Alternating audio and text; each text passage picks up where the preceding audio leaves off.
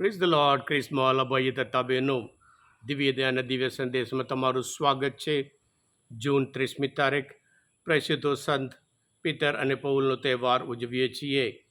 આ સંદેશ સાંભળનાર તમારા સૌ માટે અને તમારા પરિવારજનો માટે, તમારા હેતુ માટે વિશે પ્રાર્થના કરું છું. તમારા બાઇબલ લઈ લો. માથ્યુનો ગ્રંથ 16મો અધ્યાય 13થી 19મી કલમ સુધી. કૈસરિયા ફિલિપના પ્રદેશમાં પહોંચ્યા પછી ઈસુએ પોતાના શિષ્યોને પૂછ્યું, માનવ પુત્ર કોણ છે? એ વિશે લોકો શું કહે છે?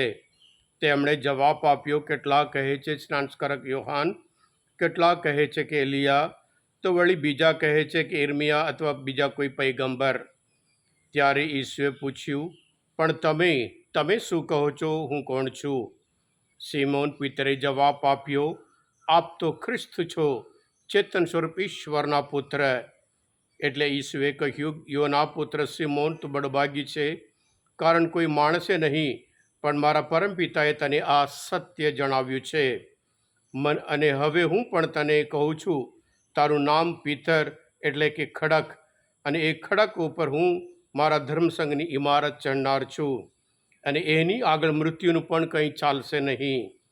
હું તને ઈશ્વરના રાજ્યની ચાવીઓ સોંપીશ, અને તું જેની પૃથ્વી ઉપર બંધી કરીશ તેની ઈશ્વર તરફથી પણ બંધી કરવામાં આવશે, અને તું જેની પૃથ્વી ઉપર છૂટ આપીશ તેની ઈશ્વર તરફથી પણ છૂટ આપવામાં આવશે. આ પ્રભુની વાણી છે, તે આપણો આધાર છે. ખ્રિસ્તમાં ભયતા બહેનો, પ્રેષિતો પિતર અને પૌલ ધર્મસભાના બે થાંભલા કે બે પિલ્લર કહેવાય. ખ્રિસ્તી ધર્મના આધાર છે.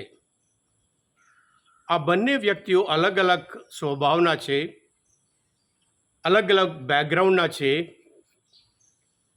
પિતર તો અભણ માણસ, એક માછીમાર, અને પૌલ બહુ હાઈલી એજ્યુકેટેડ વ્યક્તિ, એક ફરોશી.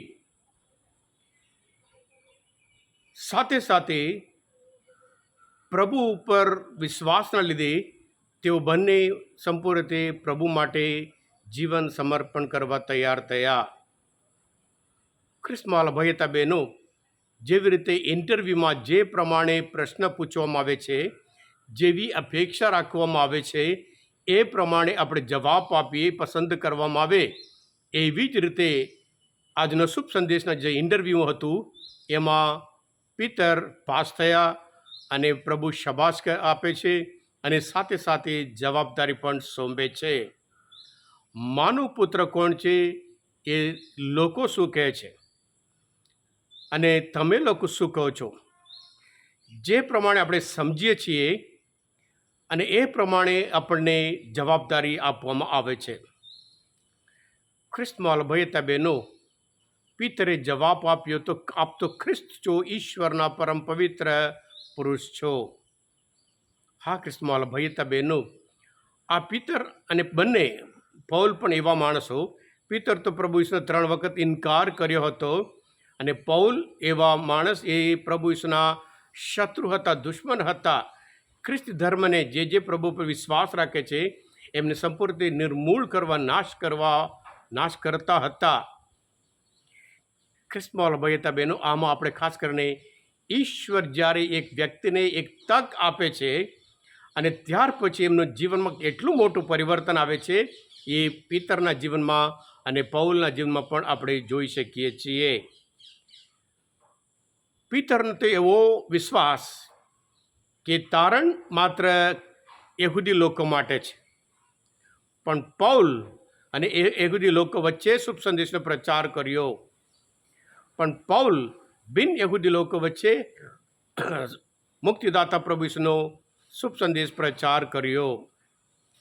એક તક આપવાથી એમના જીવનમાં એટલું મોટું પરિવર્તન કે તેઓ બંને પ્રભુ ઈસુ માટે મરવા તૈયાર.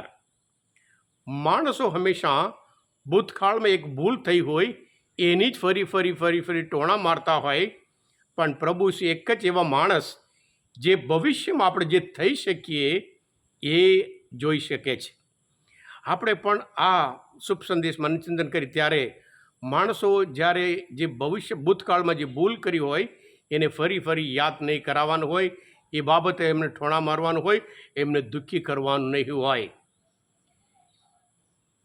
અને ખ્રિસ્તવાલા ભાઈ હતા બહેનો, આ બંને ભલે અલગ અલગ સ્વભાવના હતા, પણ શુભ સંદેશ પ્રચાર કાર્યમાં બંને બહુ દ્રઢ હતા, ઉત્સાહી હતા.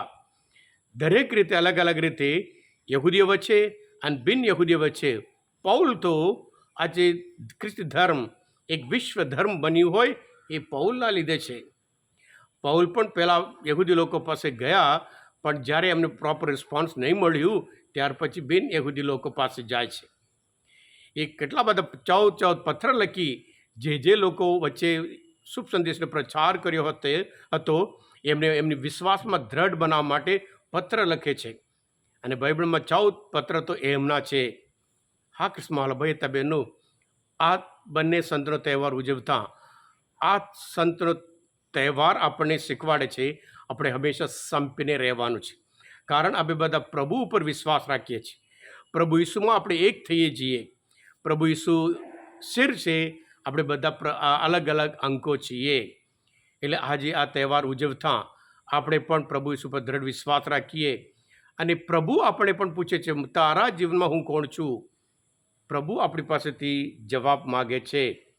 અને પ્રભુ ઈસુ બંનેને એટલા સબળ બન્યા, બંને નબળા માણસો હતા, એમના સબળ બન્યા હતા. અને ત્યાર પછી પ્રભુ ઈસુ પોતે યોહાના ગ્રંથમાં 14મો અધ્યાય 12મી કલમમાં કહ્યું, જે મારા ઉપર વિશ્વાસ રાખે છે, હું જે કાર્ય કરું એ કાર્ય એથી વિશેષ પણ કાર્ય કરી શકે.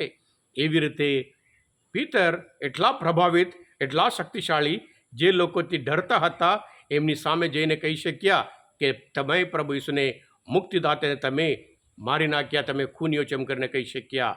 સાથે સાથે પ્રેષિતોના ચરિત્રમાં 5મો અધ્યાયમાં એમના પડછાયા પડે એટલા માટે લોકો ફળિયામાં હોય, માર્કેટમાં હોય, રાહ જોતા હતા.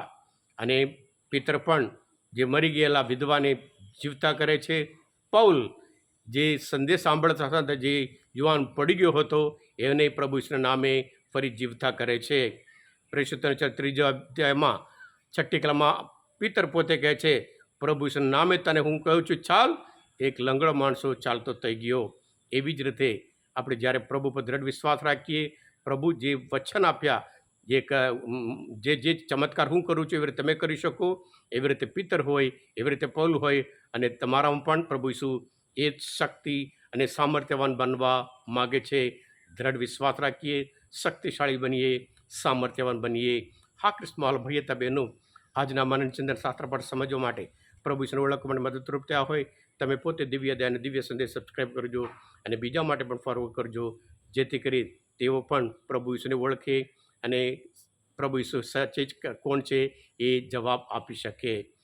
God bless you. પ્રભુ ઈસુ, હું તમારામાં વિશ્વાસ રાખું છું. Happy feast.